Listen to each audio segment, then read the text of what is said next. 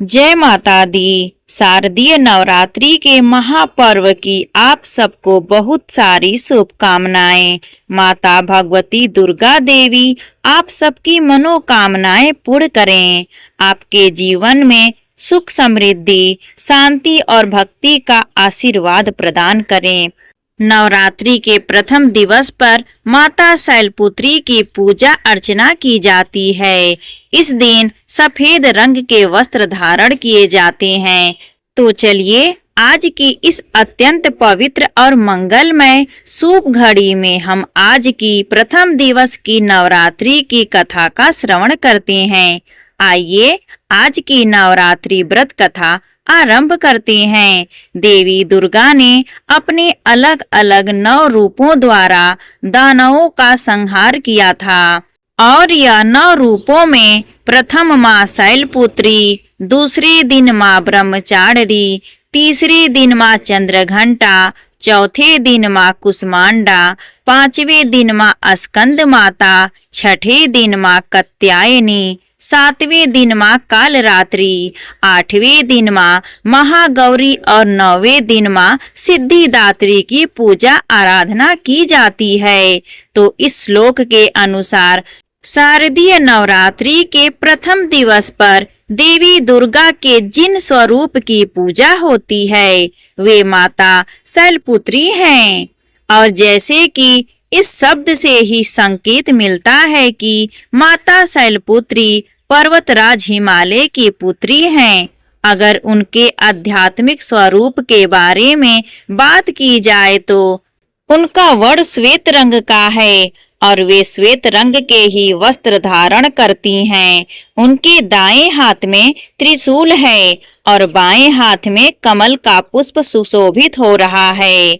माता शैलपुत्री स्वयं वृषभ यानी कि बैल की सवारी करती हैं और इसी वजह से उनका एक प्रसिद्ध नाम वृषारूढ़ा भी है। तो चलिए आज प्रथम दिन सबसे पहले हम माता शैलपुत्री की कथा का श्रवण करते हैं और इसके पश्चात हम उनकी पूजा की विधि जानेंगे। दक्ष प्रजापति की 60 कन्याएं थीं और इन सभी में सती नामक कन्या का विवाह दक्ष की अनिच्छा से भगवान शिव के साथ हुआ था। अब दक्ष तो थे अभिमानी, तो इसलिए प्रतिशोध के उद्देश्य से उन्होंने एक महान यज्ञ का आयोजन कर लिया और उस यज्ञ में उन्होंने महादेव और माता सती को आमंत्रित नहीं किया। उन्हें छोड़कर बाकी सभी देवी देवता उस यज्ञ में उपस्थित थे।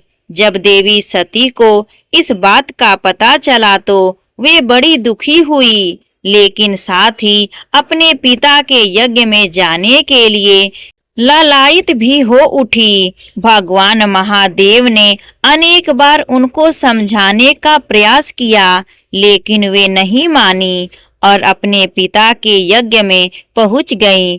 जब दक्ष ने सती के साथ दुर्व्यवहार करते हुए उनके समक्ष महादेव का भी अपमान किया और उन्हें अनेक कटु शब्द कहे, तो देवी सती इसे सहन नहीं कर पाई और उन्होंने अपने योग शक्ति द्वारा अपने शरीर से ही अग्नि उत्पन्न कर ली और उनके अंदर अपने देह को जलाकर भस्म कर दिया।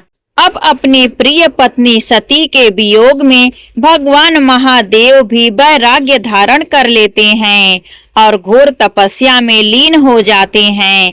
दूसरी ओर दक्ष प्रजापति की एक और कन्या थी और उसका नाम था स्वधा। उसका विवाह पितरों के साथ हुआ था और इन पितरों की 3 मानसी पुत्रियां थीं, मैना, धन्या और कलावती। अब एक समय क्या हुआ कि यह तीनों कन्याएं भगवान विष्णु का दर्शन करने के लिए श्वेत द्वीप में आ पहुंची थीं और उसी समय 4 कुमार भी वहां आ गए। इन सभी सिद्ध गुणों को देखकर वहां पर उपस्थित सभी लोगों ने उठकर उनका सत्कार किया, लेकिन पितरों के यह 3 कन्याएं अपने स्थान पर बैठी ही रहीं। उन्होंने 4 कुमारों को देखकर भी अनदेखा कर दिया और यह देखकर चारों कुमार उन पर क्रोधित हो गए।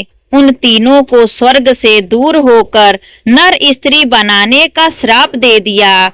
अब इस श्राप के विषय में सुनकर वह तीनों कन्याएं भयभीत हो गईं। वे 4 कुमारों के चरणों में गिरकर क्षमा याचना करने लगीं और तब 4 कुमारों ने इन तीनों कन्याओं पर दया दिखाते हुए उन्हें भिन्न भिन्न वरदान प्रदान किए। सबसे बड़ी कन्या मैना को उन्होंने वरदान दिया कि वे पर्वतराज हिमालय की पत्नी बनेंगी और देवी पार्वती की माता बनेंगी। दूसरी कन्या धन्या को उन्होंने वरदान दिया कि महाराज जनक की पत्नी बनेंगी और देवी सीता की माता होंगी। और तीसरी कन्या कलावती को वृषभानु वैश्य की पत्नी बनने का वरदान दिया, जो कि देवी राधा की माता बनने वाली थीं। तो इस प्रकार वरदान पाकर यह तीनों कन्याएं श्वेतद्वीप से अपने घर वापस आ गईं। वरदान के अनुसार प्रथम कन्या मैना का विवाह पर्वतराज हिमालय से करवा दिया गया और विवाह के बाद सभी देवी देवता राजा हिमालय और देवी मैना के पास पधारे।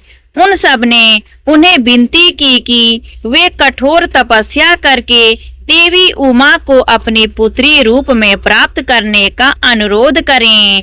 ऐसा इसलिए आवश्यक था क्योंकि उस समय सभी देवी देवता तारकासुर नामक राक्षस के प्रकोप से त्रस्त हो चुके थे और उस राक्षस को केवल महादेव का पुत्र ही मार सकता था और महादेव तो समाधि में लीन थे और देवी सती के आत्मदाह के बाद यह कार्य अधूरा रह गया था। इसलिए अब इस कार्य को पूरा करने के लिए देवी सती को पार्वती के रूप में अपना अगला जन्म लेना था। अब देवताओं की आज्ञा को मानकर राजा हिमालय और उनकी पत्नी ने कठोर तपस्या की। देवी मैना सदा ब्राह्मणों को दान देती और बड़े ही भक्ति भाव से देवी उमा की उपासना करने लगी। पवित्र गंगा नदी के किनारे देवी उमा की मिट्टी की मूर्ति बनाकर देवी मैना उसे नाना प्रकार के भोग अर्पण करने लगी। कठोर व्रत का पालन करते हुए वे निराहार रहने लगी और कभी कभी तो सिर्फ जल पर निर्भर रहती। एक समय तो उन्होंने मात्र वायु पर ही अपना जीवन यापन किया और इस प्रकार कठोर तपस्या करते हुए उन्हें 27 वर्ष बीत गए।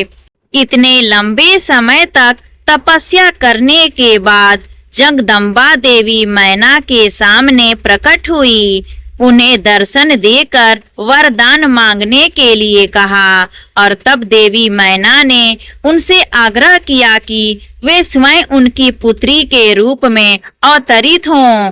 देवी उमा ने उन्हें यह वरदान दिया और उसके बाद राजा हिमालय के घर पर पार्वती के रूप में देवी उमा का प्राकट्य हुआ। हिमालय पर्वतों के राजा थे और पर्वत को शैल भी कहते हैं, इसलिए पार्वती का एक नाम शैलपुत्री भी पड़ा। उनका एक अन्य नाम हेमवती भी है। तो यह थी माता शैलपुत्री की संक्षिप्त कथा। नवरात्रि के प्रथम दिन देवी शैलपुत्री की अत्यंत श्रद्धा और निष्ठा पूर्वक पूजा आराधना करने से वे अत्यंत प्रसन्न होती हैं। उनकी पूजा करने के लिए सबसे पहले सुबह ब्रह्म मुहूर्त में उठना चाहिए। स्नान आदि से निवृत्त होकर उनके पूजा स्थल को स्वच्छ करना चाहिए। उसके बाद विधि पूर्वक कलश स्थापना करके माता शैलपुत्री की अगर प्रतिमा है तो उसको पंचामृत से स्नान करवा करके वस्त्र अर्पित करने चाहिए। अगर प्रतिमा नहीं हो तो उनका चित्र अर्पण कर सकते हैं। उनके चित्र को भी कुमकुम अक्षत इत्यादि अर्पित करना चाहिए। और जैसा कि हमने बताया माता शैलपुत्री का रंग श्वेत है, इसलिए उन्हें सफेद रंग के पुष्प अर्पित करना उत्तम माना गया है। इसी प्रकार उन्हें सफेद रंग के मिष्ठान भी अर्पित करने चाहिए, जैसे कि खीर, चावल इत्यादि। इसके उपरांत आप उन्हें अन्य स्वादिष्ट व्यंजन बनाकर भी भोग लगा सकते हैं। और आज के दिन माता शैलपुत्री के मंत्र का जाप भी करना चाहिए। शैलपुत्री माता की व्रत कथा यहाँ पर समाप्त होती है। प्रेम से बोलिए जय माता दी।